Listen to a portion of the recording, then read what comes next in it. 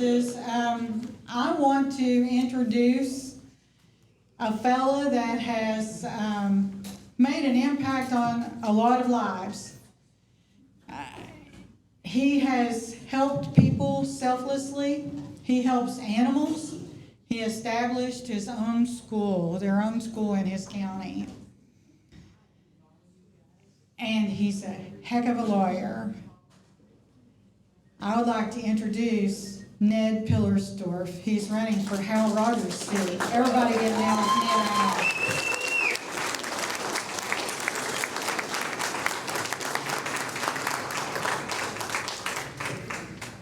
My name is Ned Pillersdorf, and I am unopposed as the Democratic candidate for Congress in the 5th Congressional District. For those of you who don't know me, I've been a poverty lawyer in Floyd County for 45 years, and at one point Floyd County, my home county that I love, had the highest juvenile poverty rate in the nation. I live at Dewey Dam, and before I forget, on Derby Day, you all are welcome to come to my house. I live next to Dewey Dam, and a former governor named Paul Patton will be there to greet you. You know, why am I running? You know, I got my start in politics 45 years ago. I traveled with the Jimmy Carter campaign, and I ended up in Floyd County, and I met this coal miner's daughter at a softball game, and she was pretty intelligent. She was working for the Court of Appeals, and at that time there weren't very many women judges, hardly any. And I have another name. I'm Mr. Janet Stumbo. And it took until 1993 for Kentucky to finally elect a woman to the Kentucky Supreme Court. And thanks to Boyd County, a true coal miner's daughter named Janet Stumbo was on the Supreme Court. And I want to thank you all. You know, Janet, after 26 years as an appellate judge, left the court because frankly we had a terrible situation. It hit Floyd and Pike pretty bad. The former, I guess Eric Kahn, a Social Security lawyer, and the Social Security Administration was weaponized against my vulnerable neighbors. And I thought I understood rural poverty, but representing those 4,000 people, it turned out to be the largest volunteer effort in the history of the nation. It changed me. You know, I became a suicide hotline for these people, which I'm not equipped for. I have a political science degree from Vanderbilt. But it changed me. And the moment I was watching the vote on the big ugly bill, and I saw those Republicans chanting USA, USA today, I said to Janet, I'm gonna run for Congress. Hal Rogers cast a deciding vote on that bill. Yes. 215 to 214. It's important that we understand what's in that bill. It is a crushing blow to the less fortunate. There's never been a bill in the United States that harms the least fortunate as this bill. The Medicaid cuts that Hal Rogers voted for, $880 billion. The Republicans love to talk about the Congressional Budget Office. Well, the Congressional Budget Office says 12 million Americans are going to lose their health care. What congressional district in the country will be hit the hardest? The 5th Congressional District, which is the poorest in the nation. We're number 1. We already have a rural hospital shortage in Appalachia. I live in Floyd County. How many hospitals are there in Martin County? How many hospitals in Knott County?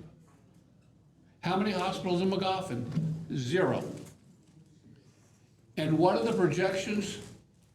Which area of the country is going to lose the most hospitals? We're number 1. Hal Rogers voted for that. Now, I know he's 88. He doesn't get around much. By the way, the one time he did come around, he came around here and I think he kind of misled you folks. He showed up the sewage plant opening. I wish somebody had asked him, you know, you're talking, Congressman Rogers, about a great project it is. Why the hell did you vote against it? That sewage project was part of the 2022 Joe Biden infrastructure bill. What are my issues? Now, I admit I've been a Democrat forever. But you know, we, the Democratic Party, we are viewed as a New York, California elitist party, whether we like it or not. I can't think of another Democrat who stands for rural values. Maybe John Tester of Montana, but I think he just got beat. What are my rural Democratic issues? First of all, it's got to be health care. The one city in Appalachia that's doing really well is Pikeville. There's 4,000 people at the Pikeville Hospital. That place is booming. That's all going to change, what, 70% of the people at that hospital are on Medicaid? How's that going to help us? It's going to make it worse. The other issue I care about, aside from being an attorney, my passion for the last 35 years, I'm the executive director of the David School. David is in a remote part of Floyd County on the McGoffin line. Every kid is below the poverty line. It's a tuition-free school. I've been their basketball coach, executive director. Here's the thing. The kids at the David School, they got to go to McDonald's to get on the internet. There's no internet in David, Kentucky. There's no cell phone service in David, Kentucky. That's an issue that I'm passionate about. The other issue that I'm passionate about, we still have large areas of the 5th Congressional don't have access to city water. That's not an issue you hear the New York or California Democrats talk about, but I'm going to talk about it. And the other issue I'm talking about, it just came up. I'm in the court system. We have this wonderful new changes, veterans courts, mental illness courts, drug courts. Folks, according to Chief Justice Deborah Lambert, those are all going away thanks to the Kentucky legislature. If I get to Congress, one of the first things I'm going to do is seek to fully fund specialty courts nationwide. That's what I care about. And I want to say something about the Senate candidates here. If you have been watching television, it is disgusting. The Republicans right now, every ad, who can be the meanest and cruelest to immigrants? That's where they are. And I don't know who we have a Democratic primary coming up, but whoever we nominate, they're a lot better than the other side. And I think we're going to have a really good year. You know, if you talk to the pundits, they say, well, the Democrats, we're struggling in Kentucky. You hear the pollsters, well, we're behind. I think that's nonsense. What's really interesting going on, and has been totally underreported, we are clobbering them in special elections nationwide. And it is totally underreported. Now, by the way, there's a poll in my race that I love to talk about. It's a Pike County poll. They polled 1,500 people. And keep in mind, when I tell you the results, there's a candidate running for Congress, a Republican named Hurley. He's a Pike Countyan. By the way, Hal Rogers has no name recognition problem, right? 1,500, this is the poll. 123 for Hal Rogers, 250 for Hurley, and a guy named Ned Pillersdorf, 1,152. If I'm truly at 74%, you're probably looking at your next congressman. But folks, we can't take anything for granted. But I do want to kind of end on a sobering, depressing note. James Comey got indicted again today. We are not in normal times. And I have to stop watching the movie Nuremberg because it makes me angry. If you haven't seen that movie, the point is, how did Nazi Germany, which say that back, how did Germany turn into Nazi Germany? What happened? If you watch the movie, the question is asked, was there something about the German people, the German culture? And the point of the movie was, the people let it happen, the deer in the headlights. What's going on today?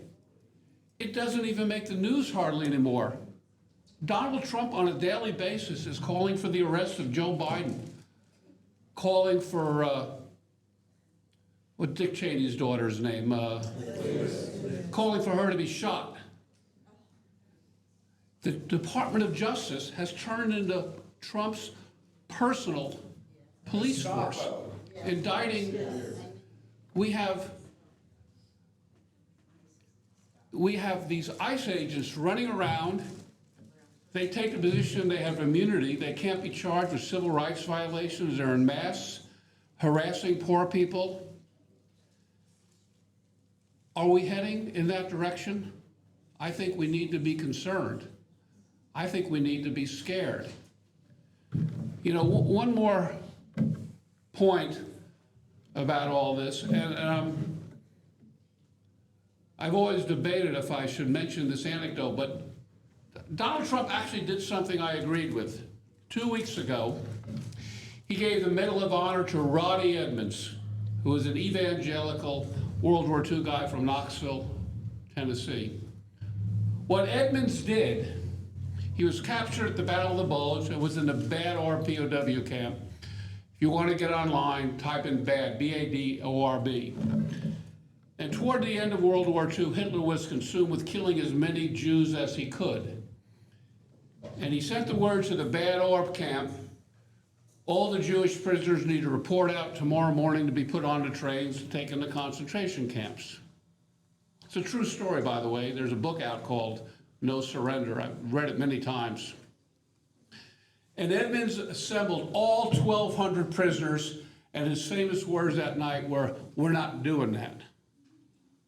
And the next morning, 12 courageous U.S. prisoners all came out together, and with a gun to his head, Roddy Edmonds said, "We're all Jews, and you can kill us all, but you will be tried as war criminals." Sitting in the back is Samantha Pillersdorf, my daughter. Her grandfather, Stanley Pillersdorf, was standing next to Roddy Edmonds. He got to come home. He weighed 86 pounds. But you know, I think about what Roddy Edmonds said that night. We are looking at a time where Donald Trump and the Republicans are taking us toward, what do you want, fascism, dictatorship. We've never seen a time like this. And my advice, how do we stop that? I think we're going to have a great midterm. And my advice to everyone I can talk to is up and down the ballot, vote blue. And when you vote blue, in the immortal great words of Roddy Edmonds, what we are saying, we're not going to do that. Thank you for listening.